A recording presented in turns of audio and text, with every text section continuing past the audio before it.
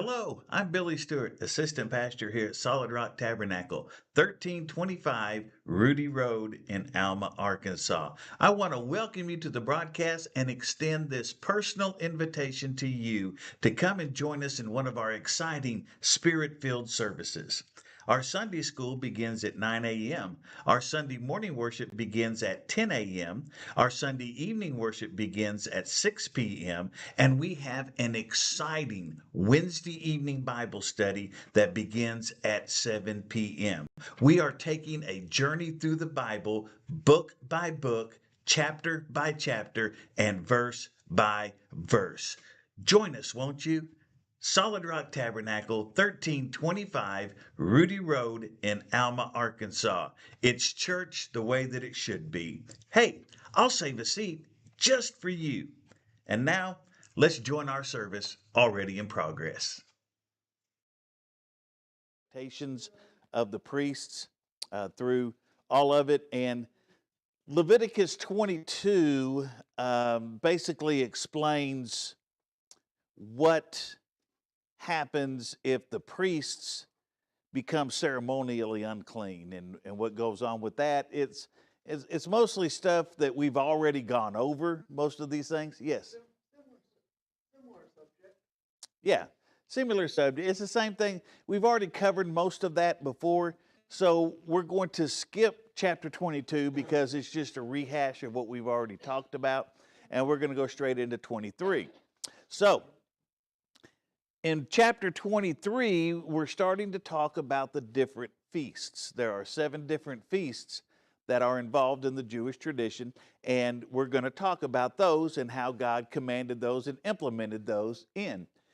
We're not going to get through all of them tonight, so we'll have to pick up the rest of them next week.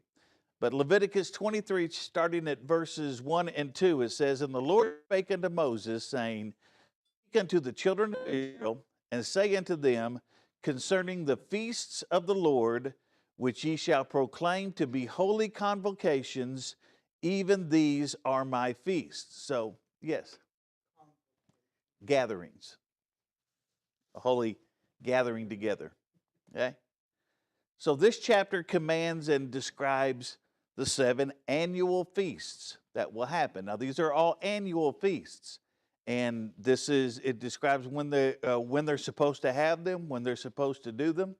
And these are for the people of Israel. They were commanded to observe and to celebrate these. Okay? And there are a lot of things out there for those who are not the children of Israel to learn from these feasts. But originally, they were given only to Israel. Okay? And not to all the nations. It was strictly for Israel.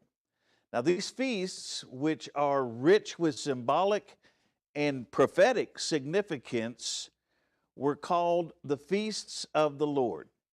All right? So fundamentally, these feasts belonged to the Lord. These feasts were there as reminders for what the Lord had done throughout the different times. All right? And he gave them to Israel as holy convocations. The holy convocations means sacred gatherings. It was required for them to get to. Now these are annual requirements that they were required to. There's 3 feasts that we're going to talk about that everybody was required to go to them. No matter where they were at, they were required to go to these feasts. They had to go to Jerusalem, the temple, and go to these feasts. Now, of course, but later on, after Jerusalem was established and the temple was built, these people had to travel from all over to go on these particular pilgrimage. They called them pilgrimage feasts because they had to go to them. And the major theme of all the feasts that we're going to see is gratitude. Okay? And it's gratitude for what God has done and what God continues to give. Okay? So special displays of mercy, kindness, and providential care of God should be particularly remembered. And when we recollect that we deserve nothing at his hands. Okay? And that the debt of gratitude is all the debt that we can pay. We can't do anything, we can never repay the debt that we have to God except through gratitude. That's all we can do is give him gratitude. That's it. All right? And in it, we should be cheerful. We should be happy to give gratitude. There are too many people that are not happy to give gratitude. There are too many people who are not grateful for what they have. Okay? Yeah. And it says, in verse 3, it says, 6 days shall work be done, but the seventh day is the Sabbath of rest, a holy convocation. Ye shall do no work therein. It is the Sabbath of the Lord in all your dwellings. So the Sabbath was not really properly a feast per se, like the 7 feasts that follow in this chapter. It was, however, a holy convocation, a sacred gathering, a day that was set apart for solemn rest. Okay? But it was also a day set apart for a sacred gathering of the people of God as well. Centuries after this, that God said this, when the Jewish people were scattered and in exile in different places, they started to meet in synagogues on the morning of the Sabbath. They were going to church. Okay? And it was the only appointed place for sacrifice was the altar at the tabernacle or the altar of the temple later when the temple is established. Okay? Yet, it may be that even before the establishment of the synagogue in exile, Israelites gathered on the Sabbath in holy convocation. They still gathered, meeting to pray together, okay? And to hear from the teaching that the Levites, which were the priests, spread around the land of Israel. Okay?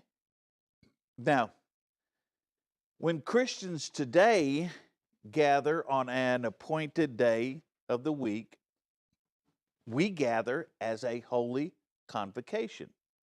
Okay? When we gather for church, it is a sacred gathering before the Lord. And the whole phrase seems to emphasize that the day must be set aside for religious observance, and the ordinary daily occupations were to be avoided. You weren't supposed to do anything. It says 6 days. 6 days shall work be done. 6 days you should work. Okay? Now this repeats the commandment as well. It commands that not only a 7-day Sabbath rest, days of work. Okay? Now we don't do that now because for the most part we got shut down to about 5 days of work. But, then they were expected to work 6 days, but on that 7th day, no work. No work was to be done. And like everything in the Bible, we understand the Sabbath of solemn rest from the perspective of the whole Bible. We shouldn't just look at it from this perspective. We have to look at it from the perspective of the whole Bible. And with this understanding, we see that there is a real sense in which Jesus fulfilled the promise and plan for the Sabbath. Okay? He fulfilled that plan for us and in us. Basically, Jesus is our rest. Okay? And when we remember his finished work, we remember the Sabbath and we remember the rest. Okay? So, because of that, the whole scripture makes it clear that under the new covenant, now understand, listen to me carefully on this. I don't want everybody to start trying to run me out of town before I get finished with it. Under the new covenant, no one is under any obligation to observe a Sabbath day. Galatians 4:10 tells us that Christians are not bound to observe days and months and years. The rest we enter into as Christians is something that we experience every day, not just one day a week. Okay? So is the rest of knowing that we don't have to work in order to save ourselves. Okay? But our salvation is in Jesus Christ. Okay? That doesn't mean that we should forsake the assemblies. We need to have the assemblies. The word tells us not to forsake the assemblies. We need to have a holy convocation, a sacred gathering. That's why they say on the seventh day, they've chosen the seventh day to come together and worship. Okay? Actually, we're not even doing it on the seventh day. We're doing it on the first day. Yeah. The seventh is actually on But, yeah, Saturday, but we have always worshiped. we do it on Sunday because that's when that's when we've set aside. Okay? It's been set aside, John 20:19, Acts 20:7, I believe, and 1 Corinthians 16:2, all tell us that, it was the first day of the week that they celebrated the Sabbath. Okay? So the Sabbath here and observed by Israel was a shadow of things to come, but the substance is of Christ. Right? In the new covenant, the idea isn't that there is no Sabbath, but that every day is our day of Sabbath rest in the finished work of God. Okay?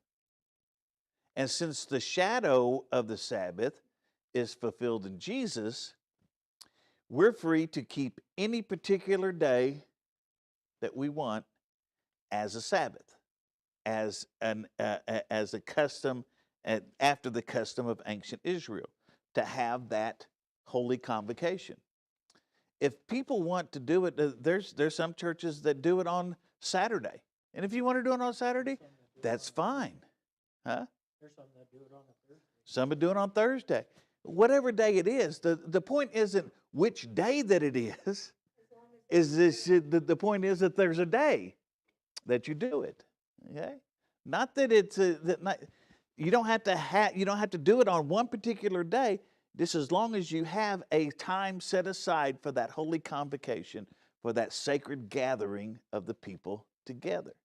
We do it on Sunday because that's when Christ rose from the dead. So that's why we do it on Sunday. Okay? All right. These are the feasts of the Lord, even holy convocations, which ye shall proclaim in their season. In the 14th day of the first month at even is the Lord's Passover.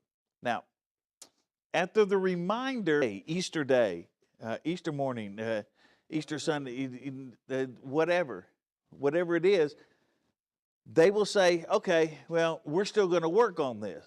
And they will make some Christians work on those days. But these days that they're talking about here, these feasts, these weren't optional. These weren't times that you could say, yeah, okay, I'm going to take the day off, or maybe I'll work. No, you didn't have a choice. You were going to celebrate these feasts because God said that you have to. Okay?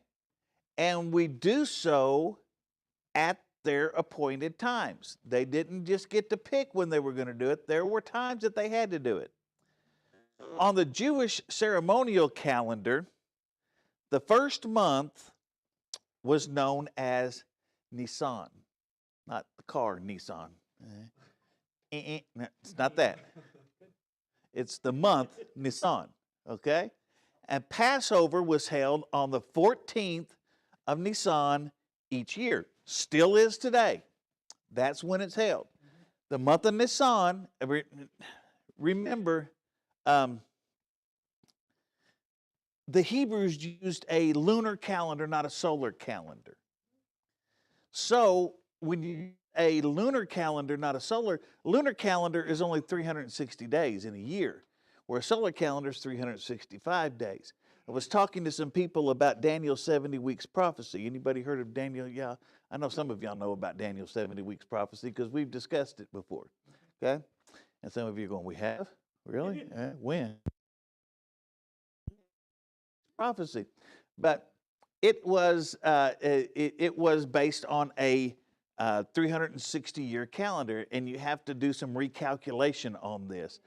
And I was talking to some people about it, and I said, from the time that, because in his prophecy, he says from the going forth of the command to rebuild Jerusalem to the time that Messiah is cut off is 69 weeks. All right?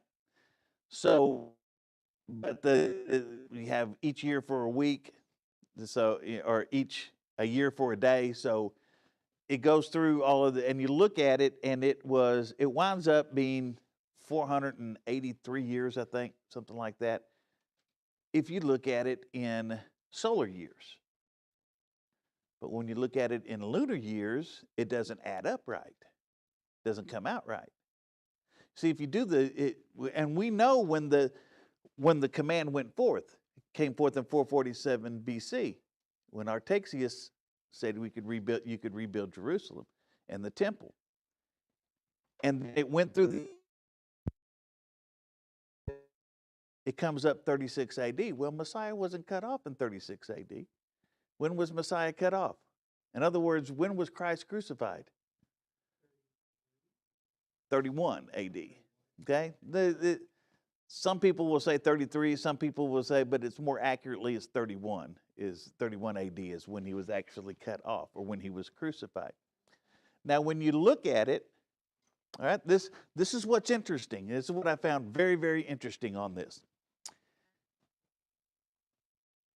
When you look at the time that the command went forth, all right, when you do the math on the lunar schedule, the lunar calendar, it comes out to 31 AD.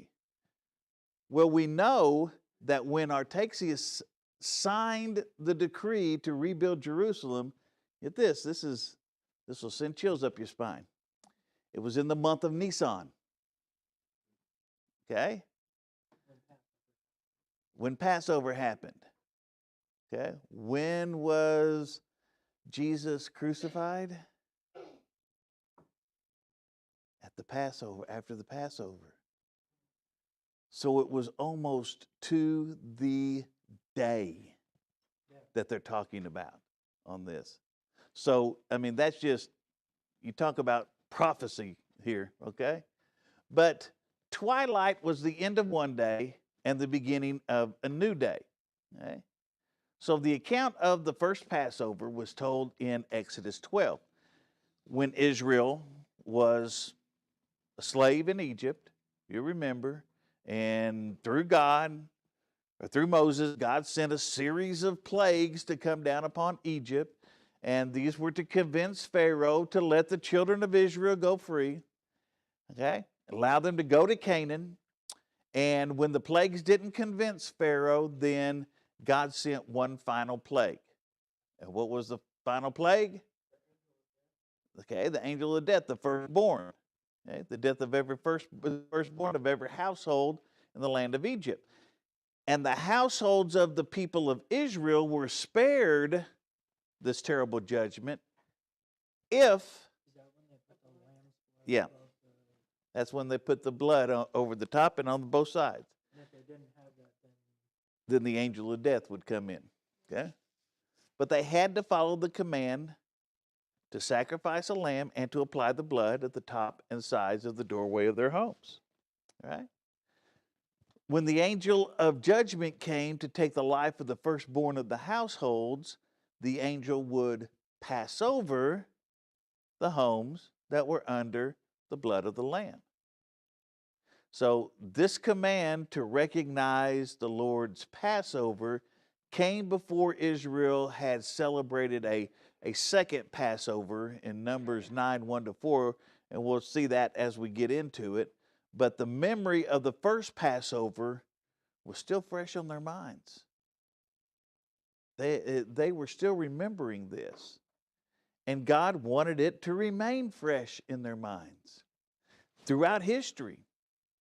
And from that time, God commanded Israel to observe the feast of Passover, to commemorate not only their deliverance out of Egypt, but also the escape from God's judgment. Okay? As they applied and they trusted the blood of the Lamb. Now, in the New Testament, Jesus is clearly identified as the Passover Lamb, right? The death of Jesus was a Passover. He is the Lamb of God. And it is His blood that makes the judgment of God pass over each one of us, as long as we apply the blood of the Passover Lamb. All right? All right. On the 15th, verses 6 to 8, on the 15th day of the same month, it is a feast of unleavened bread unto the Lord. 7 days ye must eat unleavened bread.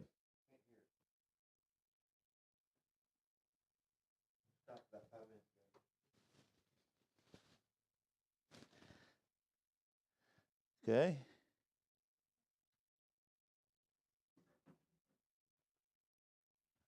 I don't know why it stopped. Let me see something here. Got people watching, they want to hear it.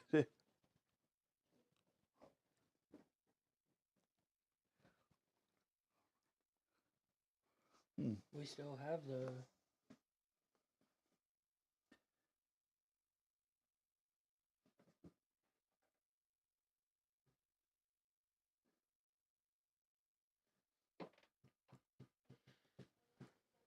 Looks like it's still Yeah.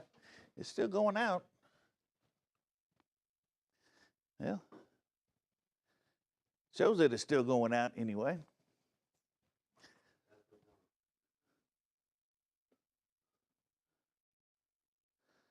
So, yeah, it's going out. Going out. All right. On the 15th day of the same month, in the feast of unleavened bread unto the Lord, 7 days ye must eat unleavened bread. In the first day ye shall have an holy convocation. Ye shall not servile work therein, but ye shall offer an offering made by fire unto the Lord 7 days. In the 7th day is a holy convocation. Ye shall do no servile work therein. So, the Feast of Unleavened Bread. It was originally established at the first Passover in Exodus 12, 14 to 20. And in some ways, it was the second part of the Passover. And it lasts from Nisan 15 to Nisan 21. And this was one of the 3 feasts at which God commanded all the men of Israel to gather before Him yearly. The first one was Passover. This one is the Feast of Unleavened Bread. For the first Passover, the unleavened bread was practical and it was necessary. Okay? Why was it a necessity?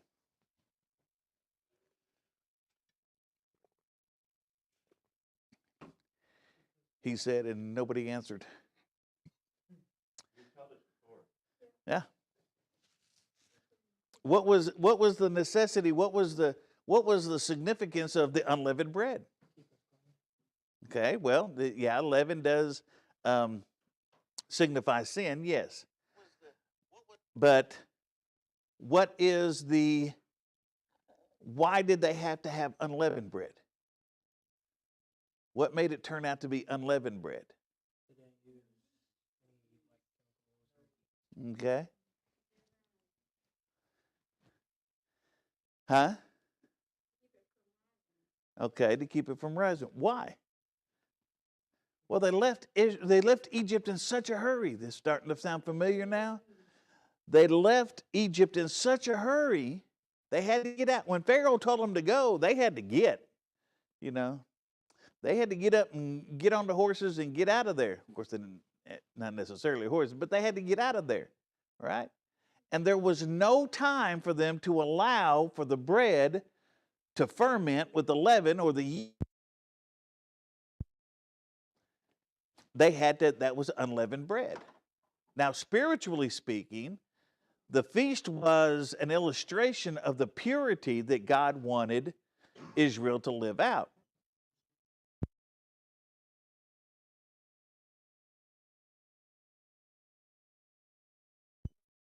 Get out, yeah. The blood deliverance of Passover, leaven is a picture of sin and corruption because of the way a little leaven influences a whole lump of bread dough. Okay? Because remember, the way people did it, they didn't have a lot of yeast and everything back in those times. And this was even up until fairly recently. What people would do is they would make bread, and after the bread rose, they would take a little piece of it and they would set it aside. And then they would use that to do the next batch of bread. It was a start. It has a name, but I can't think of what it is. It's a starter bread. The particular name to it, but anyway, and what it was is just that's how they kept getting the yeast. They didn't have to buy more yeast because the yeast was there. All right, and it was also a sign of sin because leaven puffed up the lump. All right, pumped up the loaf of bread, even as pride and sin makes us puffed up. All right. And for ancient Israel, there may have been a even more practical and sanitary purpose in removing all the leaven once a year. Okay? And because leaven was put in bread dough by taking a small piece of leaven from the previous batch, and that's how they kept doing it. And this was passed on from one day's lump to the next day's lump to the next day's lump. And this happened all through the year. So it was possible for harmful bacteria to develop in the dough.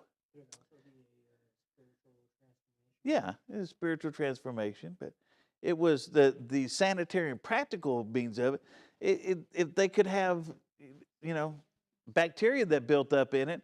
So by getting rid of all the leaven once a year, they basically started over new with new fermented bread as the starter. Okay? On both the first and last day of the week-long feast of unleavened bread, Israel was to gather in sacred assemblies, holy convocations once again. Okay? They were also to regard them as additional Sabbath days, just like we would any other, holiday that we get the day off work. Supposed to be a day of rest for us. None of us ever rest. But it's supposed to be a day of rest because, I say, hey, that's a holiday.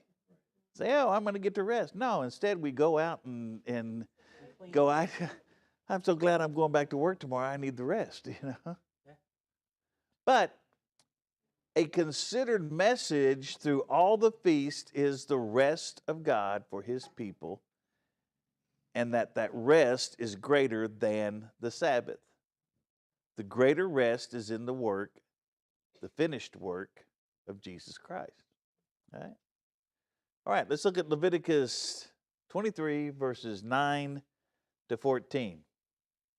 And the Lord spake unto Moses, saying, Speak unto the children of Israel, and say unto them, When ye come into the land which I give unto you, and shall reap the harvest thereof, then ye shall bring a sheaf of the firstfruits of your harvest unto the priest. And he shall wave the sheaf before the Lord, to be accepted for you. On the morrow after the Sabbath the priest shall wave it. And ye shall offer that day when ye wave the sheaf a lamb without blemish of the first year for a burnt offering unto the Lord. And the meat offering thereof shall be 2/10 deals of fine flour mingled with oil, an offering made by fire unto the Lord for a sweet savor. And the drink offering thereof shall be of wine, the 4th part of an hin. And ye shall eat neither bread, nor parched corn, nor green ears, until the selfsame day ye have brought an offering unto your God. And it shall be a statute forever throughout your generations in all your dwellings. So the Feast of First Fruits, yes. I'd have to look and see. I don't remember exactly. How much?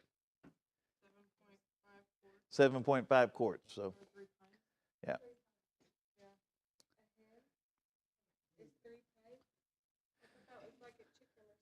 Oh, no.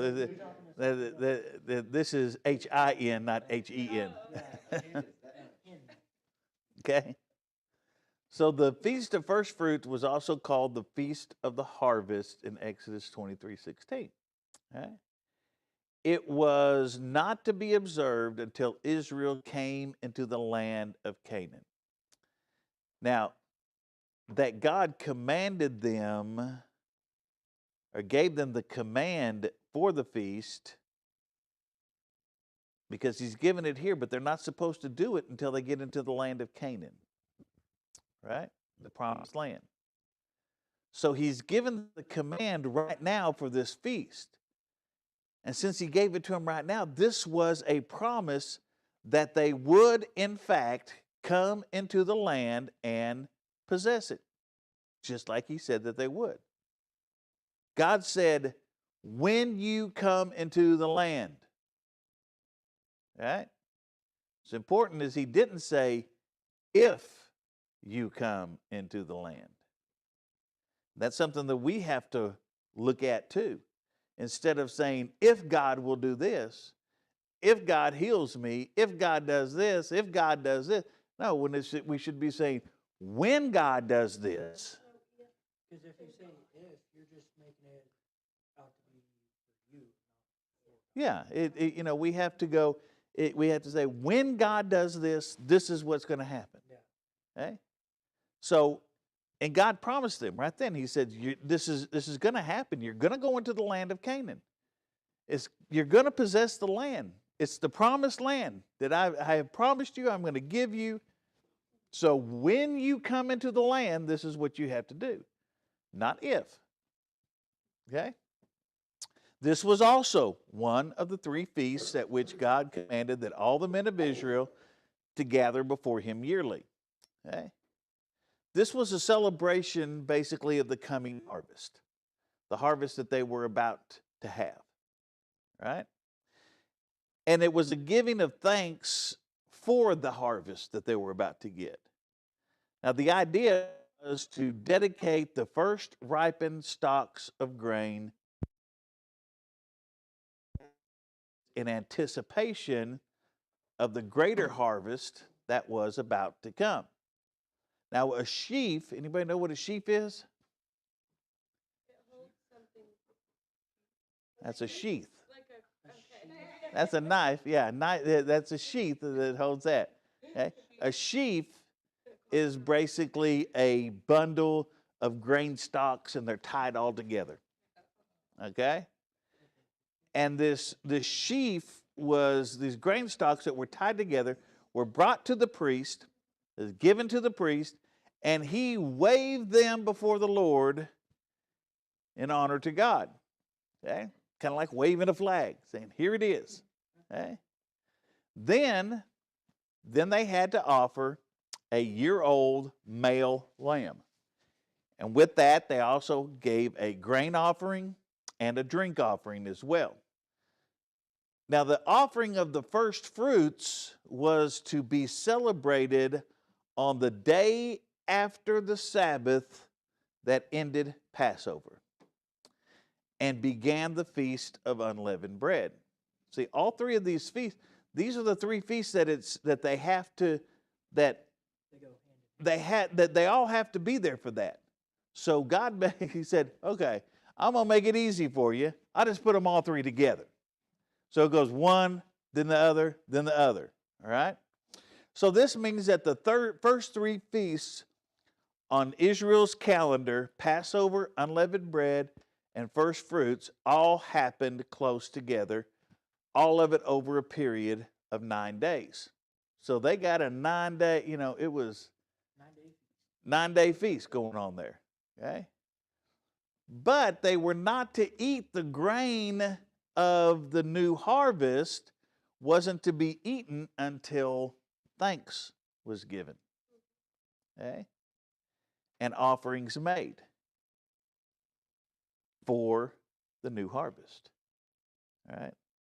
In other words, they were thanking God for the harvest before they went out and got the harvest. All right? That's what it was all about. All right. Verses 15 to 21. And ye shall count unto you from the morrow after the Sabbath, from the day ye brought the sheaf of the wave offering, 7 Sabbaths shall be complete. Even unto the morrow after the 7th Sabbath shall ye number 50 days, and ye shall offer a new meat offering unto the Lord.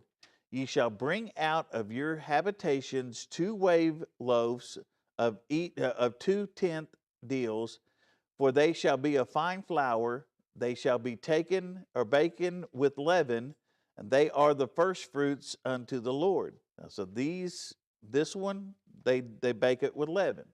All right? And ye shall offer with the bread 7 lambs without blemish of the first year, and 1 young bullock, and 2 rams.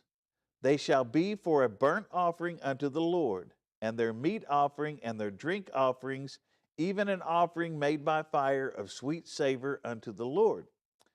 Then ye shall sacrifice 1 kid of the goats for a sin offering, and 2 lambs of the first year for a sacrifice of peace offering. And the priest shall wave them with the bread of the first fruits for a wave offering before the Lord. With the 2 lambs, they shall be holy to the Lord for the priests. And ye shall proclaim on the selfsame day that it may not be a holy convocation unto you. Ye shall not do servile work therein. It shall be a statute forever in all your dwellings throughout your generations. Okay?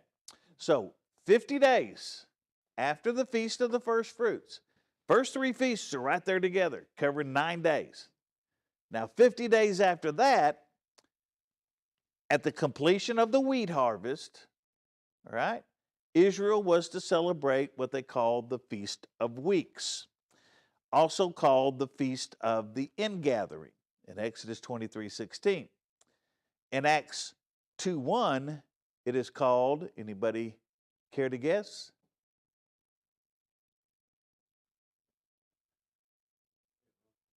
You give up? It's called Pentecost. Okay? So Pentecost it's simply Greek. It's a Greek word for the 50. Okay? But by bringing a new grain offering to the Lord and offering specific sacrifices, the name Pentecost means 50th day in Greek. Okay?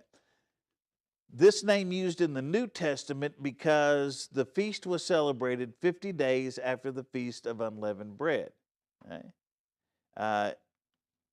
In the natural ritual celebrating the Feast of Weeks,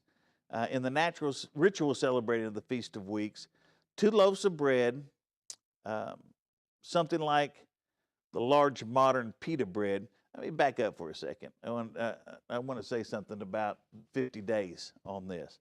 And this will help to explain to some people. Jesus is supposed to remain in the grave. Okay? He's going, uh-huh. He knows where I'm going with this, right? For 3 days. He died on Friday. He rose on Sunday morning. That's not 3 days. That's only two. Okay? Friday, Saturday, Sunday. Yeah. Basically, in Hebrew, when you're looking at days in Hebrew tradition and the way they look at it, any part of the day is a full day. So if it's only 1 hour before the day ends, that was a full day. So when Jesus said that he would be in the grave for 3 days, he meant 3 days. So he was crucified on a Friday. He was buried on that Friday. That's a full day. Then there's the Sabbath. That's a full day. Then he rose on Sunday morning. Since it was part of that day, that's a full day. He was in the grave for 3 days. Okay? According to how they measured what the days were, how days went. Okay? So that kind of confuses people because I get that a lot. Yes? When you say that, when about the day, you know, you're talking about days back. Mm-hmm. Okay. What is it? Like say 365 days or whatever the Right. years were back then. How long was that? You know, it's a whole lot different than what it is today. Well, see, because we use a solar calendar. Their days was still basically 24 hours, but their day began at began at sundown, and went till sundown the next day. Ours basically, we look at ours beginning as almost sunrise, but basically midnight is when our days begin. But theirs started at like 6 o'clock. Okay, so it went from 6 o'clock in the morning till 6 o'clock the following morning. That was one full day. Okay, so, but as far as the days on it, they used a lunar calendar. We use a solar calendar now because we know that it takes 365 and 1/4 days for the earth to go around the sun. All right? They didn't know that at the time. They didn't have any way to figure that out. What they saw is it was 30 days for a full cycle of the moon. Okay? From full moon to full moon was 30 days because it takes 30 days for the moon to I don't know how it rotates, but it winds up getting from full moon to full moon is 30 days. Yes. Do they have months? They have what? Do they have months? Yeah, they had months. Yeah. Their months were different than they still had about 12 months, but their months were like Nisan, the month of Nisan we were talking about. That was actually about the mid-March to about mid-April is what that was. And that was their first month. Okay? That was their new year. Was then. Yes. So that kind of includes like Easter. Yeah. They would kind of say that's when their year starts. Yeah. I forget. What I was saying it was when you said that it's talking about someone is if they to die, you know, some people can be in, you know, grave and wake up. Uh-huh. It takes 3 days, right? Right. Was that buried in the afternoon and spent the whole day and then rose in the morning? Well, that's what Jesus was. Jesus died in the afternoon, about 3 o'clock in the afternoon is when Jesus died. Okay? Huh? Other people after like 3 days will come alive again or something? Lazarus did after 4 days. Oh, well, Yeah, yeah. yeah. See, But Mhm. like, that's where I was going but with I'm it. talking Yeah. about like, have you heard any recent stories? No, but they would do that. They determine that's kind of where this is where we get the tradition, kind of the tradition from the time a person dies until the time they're buried is usually about 3 days, right? We want to make sure, is that why? That's basically what they were doing is they were making sure that the person was dead. That's a valid point though. They don't have, they didn't have, we have all kinds of medical technology and knowledge and everything else how to determine if a person's dead.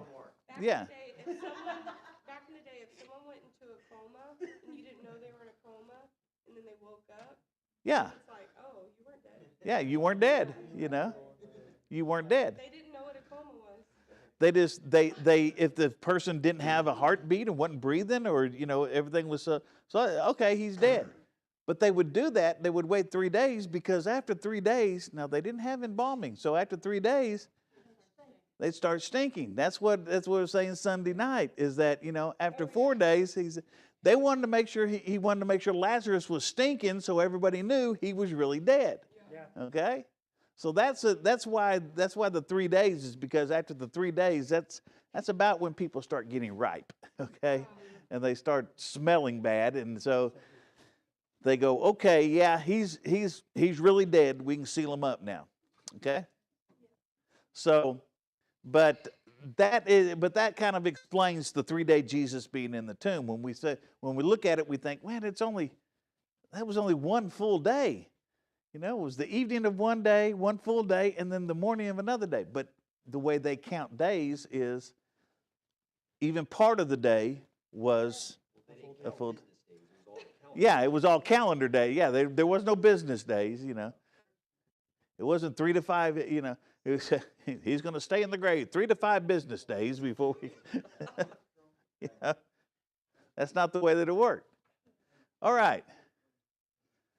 So... now, the loaves, when we're trying to get through this, I don't know if I'm going to make it or not. The loaves that they got and that they weighed before the Lord, they were something like the modern day large pita breads. Everybody seen the large pita breads before? Okay, kind of like a big tortilla.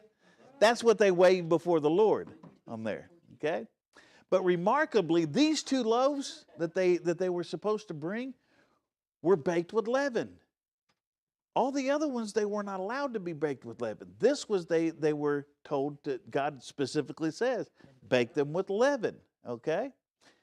And after the loaves of leavened bread were weighed before the Lord, then they were offered to the altar along with the animal sacrifice as a burnt offering, along with the grain offering and the drink offering. And this was highly unusual, generally speaking. Israel was forbidden from offering any kind of leaven or yeast, because leaven and yeast was considered a sin, or was considered a symbol of sin, okay? And they weren't supposed to do anything with yeast with a blood offering. So there was a special symbolic message from God in the command to weigh 2 leavened loaves of bread. Okay?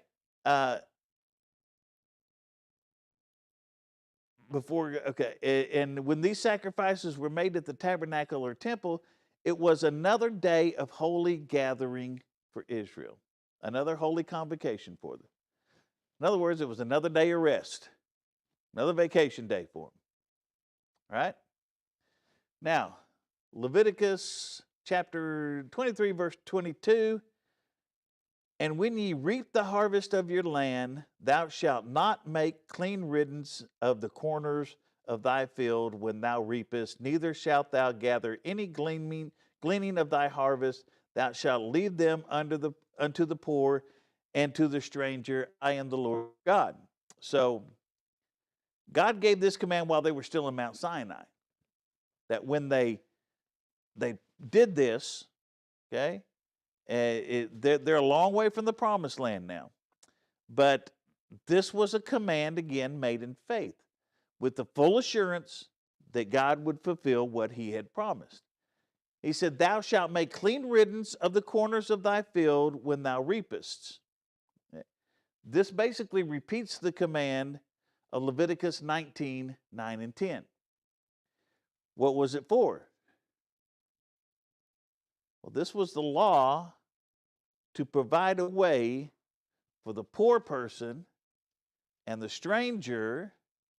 Okay? It was a way for them to get food, but they weren't able to see. The thing is, it wasn't that the farmer reaped all of the field and then gave some to the poor. He'd leave some out in the field.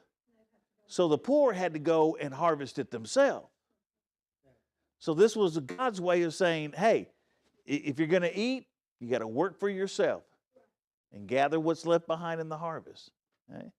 And this was an appropriate reminder that right after the law concerning the harvest of the Feast of Pentecost. Okay? So we're going to leave off here for now. We got through about 3 of them. So we're going to leave off here, and we're going to cover we've got 4 of them. We're going to cover the last 3 feasts next week. All right? Any questions, comments, concerns, amens, omies, anything like that? All right. If we don't have any, then let's pray. Father, we Thank you for joining us today. We pray you were blessed by the broadcast. If you have a prayer request or questions about Solid Rock Tabernacle, please visit our website at www.solidrocktabernacle.org. That's www.solidrocktabernacle.org. On behalf of the